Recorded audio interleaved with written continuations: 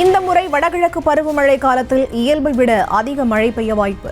50 centimetre அளவுக்கு மழை பெய்யக்கூடும் என வானிலை ஆய்வு மையம் கணிப்பு. பருவமழை ஐஎம்டி கொடுத்த லாங் ரேஞ்ச் ஃபோர்காஸ்ட் படி இயல்பை விட அதிகமாக இருக்கும் என்று கணிக்கப்பட்டது. தமிழகத்திற்கு வடகிழக்கு பருவமழை மூலம் கிடைக்கின்ற அளவு 44 சென்டிமீட்டர். இயல்பை விட அதிகம் அப்படின்றால் ஒரு 50 சென்டிமீட்டர் வரைக்கும் கிடைப்பதற்கான வாய்ப்பு உண்டு. தென் தமிழகத்தில் உள்ள 7 மாவட்டங்களுக்கு இன்று மிக கனமழைக்கான ஆரஞ்ச் அலர்ட் எச்சரிக்கை விடுத்தது வானிலை ஆய்வு மையம். தேனி, ராமநாதபுரம், சிவகங்கை, விருதுநகர், நெல்லை, தூத்துக்குடி, கன்னியாகுமரி, தென்காசி மாவட்டங்களுக்கு மிக கனமழைக்கான எச்சரிக்கை.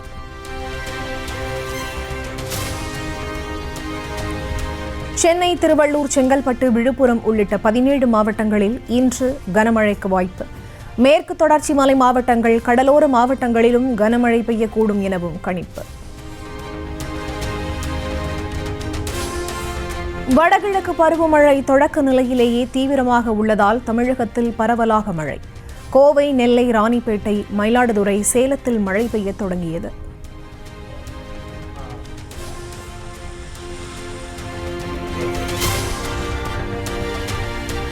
ராமநாதபுரம் நகர் மற்றும் சுற்றுவட்டார பகுதிகளில் இரவிலிருந்து வெளுத்து வாங்கும் மழை. மிக கனமழை எச்சரிக்கை விடுக்கப்பட்டிருந்த நிலையில் கடைகளுக்குள்ளும் நீர் புகுந்தது.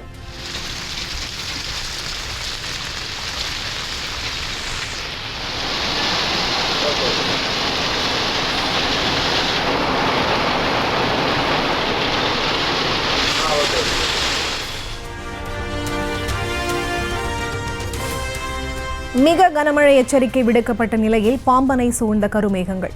குளிர்ந்த காற்று, சாரல் மழையுடன் ரம்மியமாக காட்சியளிக்கும் பாம்பன்.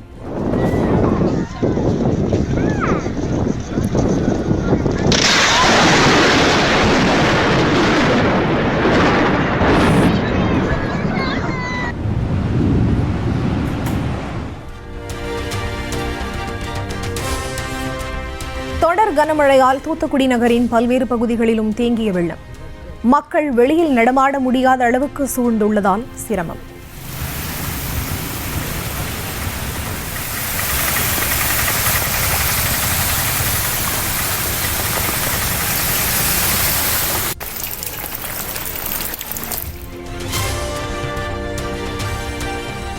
தூத்துக்குடி மாவட்டம் திருச்செந்தூரில் கொட்டி தீர்த்த கனமழையால் தத்தளிக்கும் சாலைகள். முழங்கால் அளவு நீர் தேங்கியதால் மக்கள் திண்டாட்டம்.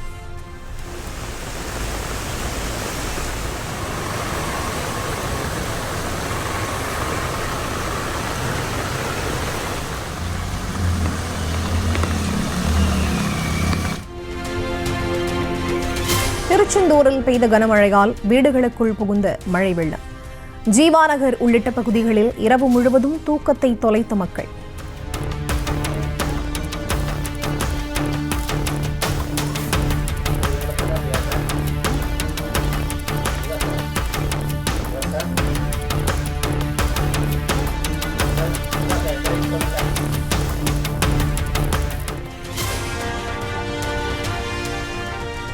திருச்செந்தூரில் பல மணி நேரமாக பெய்த கனமழையால் சிவன் கோவிலுக்குள் புகுந்த வெள்ளம். தாழ்வான பகுதியில் கோவில் அமைந்திருப்பதால் குளம் போல் மாறியது.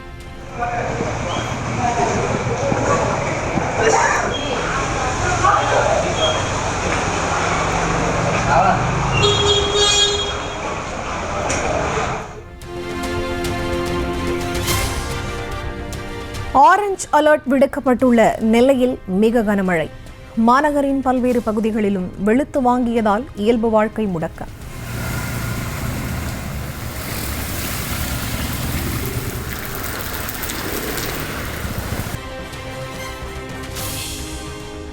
ஆங்கிலேயரின் சிம்ம சொப்பனமாக திகழ்ந்த வீரபாண்டிய கட்டபொம்மனின் 226வது நினைவு நாளை முன்னிட்டு கிண்டியில் உள்ள சிலைக்கு முதலமைச்சர் மு க ஸ்டாலின் மரியாதை.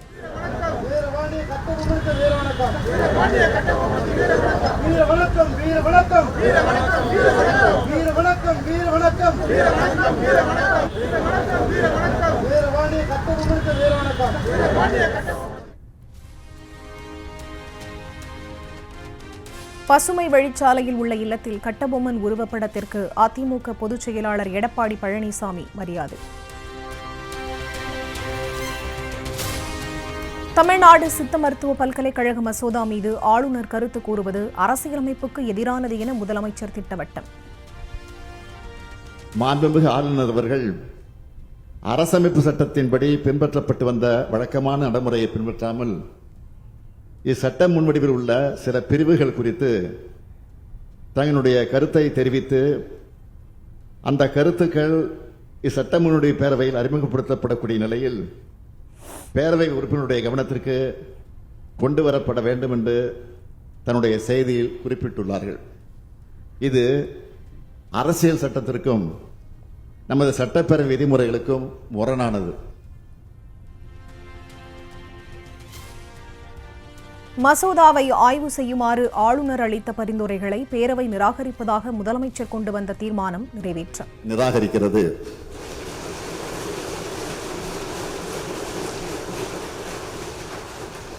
அந்த தீர்மானத்தை நான் மொழிகிறேன்.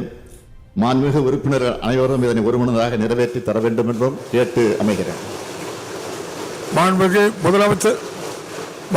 முதலமைச்சர் அவர்களுடைய தீர்மானம் பேரவையின் முடிவுக்கு விடப்படுகிறது. ஏற்போர் ஆம் என்க, மறுப்போர் இல்லை என்க.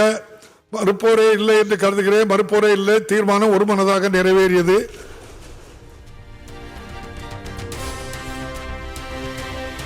தமிழகத்திற்கான நிதி பிரச்சினை தொடர்பாக அதிமுகவும் குரல் கொடுக்க வேண்டும் என பேரவையில் முதலமைச்சர் வலியுறுத்தல்.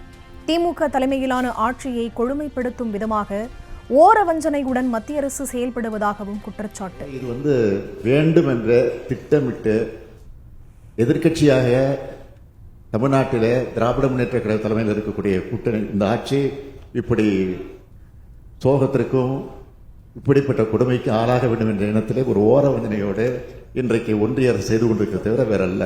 ஆகவேதான் நம்முடைய நிதித்துறை அமைச்சர் அவர்கள் நிதியமைச்சர் அவர்கள் சொன்னார்கள், நீங்கள் இப்போது அக்கறையோடு பேசக்கூடியவர்கள் நீங்களும் குரல் கொடுங்கள் என்றுதான் கேட்டிருக்கிறார் தவிர வேற எந்த நோக்கத்தோடும் அல்ல.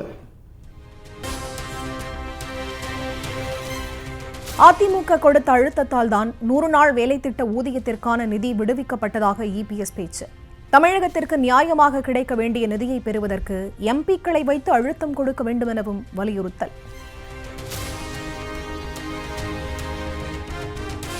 சட்டப்பேரவைக்கு கிட்னிகள் ஜாக்கிரதை என்று பேட்ஜ் அணிந்து வந்த அதிமுக எம்எல்ஏக்கள் நாமக்கல் கிட்னி திருட்டு சம்பவத்தில் திமுக அரசை குற்றம் சாட்டும் வகையில் வருகை.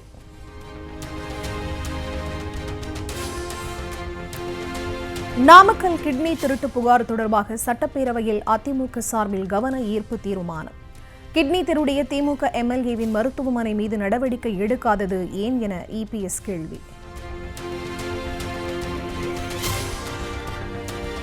மருத்துவ சட்ட நுணுக்கங்களை தவறாக பயன்படுத்தி கிட்னி முறைகேடு நடைபெற்றிருப்பதாக அமைச்சர் மா சுப்பிரமணியன் விளக்கம். 2 மருத்துவமனைகள் மீது நடவடிக்கை எடுக்கப்பட்டிருப்பதுடன் 2 புரோக்கர்கள் கைது செய்யப்பட்டதாகவும் சட்டப்பேரவையில் உரை. மருத்துவமனை மற்றும் பெரம்பலூர் தனலட்சுமி சீனிவாசன் மருத்துவக் கல்லூரி மருத்துவமனைகளிலிருந்து பரிசீலனை செய்யப்பட்ட ஆவணங்களின் அடிப்படையில் இவ்விரு மருத்துவமனைகளுக்கும் வழங்கப்பட்ட சிறுநீரக உறுப்பு மாற்று உரிமை சான்றிதழை ரத்து செய்வதற்கு பரிந்துரை செய்யப்பட்டது. இந்த சிறுநீரக முறைகேட்டில் ஈடுபட்டுள்ளதாக கண்டறியப்பட்ட இடைத்தரகர்களான ஸ்டான்லி மோகன் மற்றும் ஆனந்தன் ஆகிய இருவர் மீதும் BNS 2023 உரிய பிரிவுகளின் கீழ் FIR பதிவு செய்ய பரிந்துரை செய்யப்பட்டது. நாமக்கல் கிட்னி திருட்டு வழக்கில் மேலும் சில மருத்துவமனைகள் சிக்குவதற்கு வாய்ப்பு என தகவல். கைது செய்யப்பட்ட புரோக்கர்களிடமிருந்து கைப்பற்றப்பட்ட ஆவணங்களால் தீவிரமடைகிறது விசாரணை.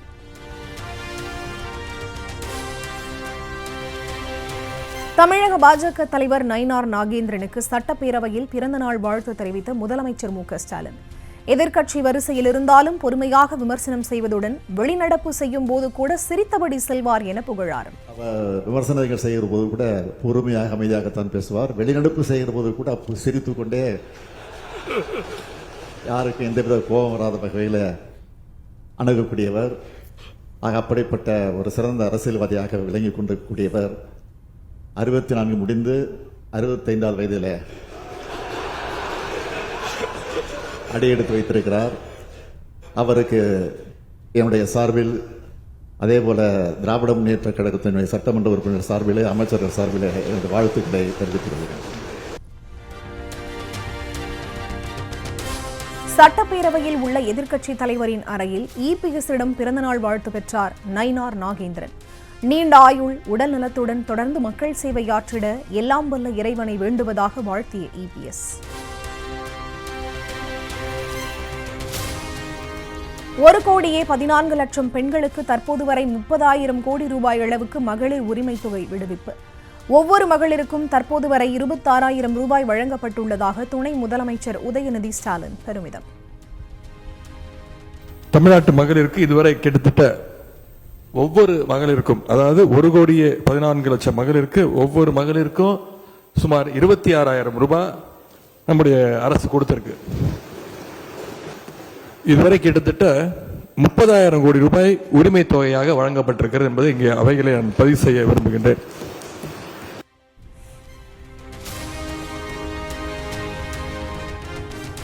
புதிதாக விண்ணப்பித்தவர்களுக்கு டிசம்பர் 15ஆம் தேதி முதல் மகளிர் உரிமை தொகை வழங்க நடவடிக்கை. புதிதாக விண்ணப்பித்த 28 லட்சம் பேரின் விண்ணப்பங்கள் ஆய்வு செய்யப்பட்டு வழங்கப்படும் என அறிவிப்பு. இதுவரைக்கும் இந்த உரிமை தொகை வேண்டி 28 லட்சம் மகளிர் உங்களுடன் ஸ்டாலின் முகாம்கள்ல விண்ணப்பங்களை அளித்திருக்கிறாங்க. 28 லட்சம் மகளிர். இதற்கிடையே புதிய உரிமை தொகை கோரி பெறப்பட்டுள்ள விண்ணப்பங்களை வருவாய்த்துறை மூலமாக ஃபீல்ட் இன்ஸ்பெக்ஷன் செய்யப்பட்டு வருகின்றன. இந்த பணிகள் அனைத்தும் நவம்பர் 30ஆம் தேதிக்குள் முடிவடையும் என்று கூறிக்கொள்கின்றேன்.